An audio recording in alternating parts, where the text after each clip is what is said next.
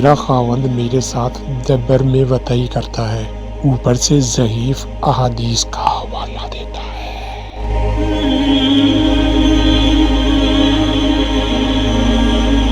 رہنمائی کیجیے کہ شریعت کیا کہتی ہے۔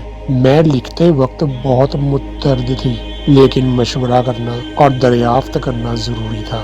لیکن میں جس سے پریشان اور تنگ ہوں وہ یہ کہ میرا خاوند میرے ساتھ دبر میں وطئی کرتا ہے۔ میں اللہ سے ڈرتی ہوں کہ کہیں اس کے نتیجہ میں مجھے سزا کا مستحق نہ ٹھہرنا پڑے، اور اس کے علاوہ اس کے نتیجہ میں پیدا ہونے والی بیماریاں پیدا ہونے کا بھی خدشہ ہے۔ لیکن مصیبت یہ ہے کہ میرا خاوند اس کام پر مکمل مطمئن ہے، بلکہ وہ اسے جائز سمجھتا ہے، یہ حرام نہیں کہتا ہے کہ ایک مسئلہ یہ بھی ہے، وہ اسے جائز حلال قرار دیتا ہے، اور اس کی حرمت والی سب احادیث ضعیف ہیں، اور وہ کہتا ہے کہ اسے حلال کرنے کی تمام ذمہ داری اس پر ہے۔ جناب مولانا صاحب، مجھے بتائیں کہ اس سلسلہ میں آپ کی رائے کیا ہے؟ مجھے اس کے بارے میں معلومات فراہم کریں۔ میں اس سے بہت تنگ آ چکی ہوں اور اللہ کے عذاب سے خوف زدہ ہوں، اور بتائیں کہ اسے مطمئن کرنے کے لیے کیا حل اور طریقہ ہے۔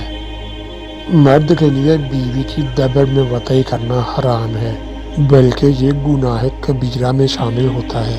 اس کی حرکت پر کتاب و سنت سے بہت سارے دلائل دلالت کرتے ہیں، اور جمہور سلف علماء اور ائمہ کرام کا قول بھی یہی ہے، اور اس سلسلہ میں جو احادیث وارد ہیں اہل علم کے کہنے کے مطابق وہ قابل احتجاج ہیں، یعنی وہ استدلال کرنے کے قابل ہیں، اور بالفرض اگر انہیں ضعیف بھی سمجھ لیا جائے تو پھر اس قبیح اور گندے فعل کی حرمت پر قرآن مجید کی دلالت کرتا ہے۔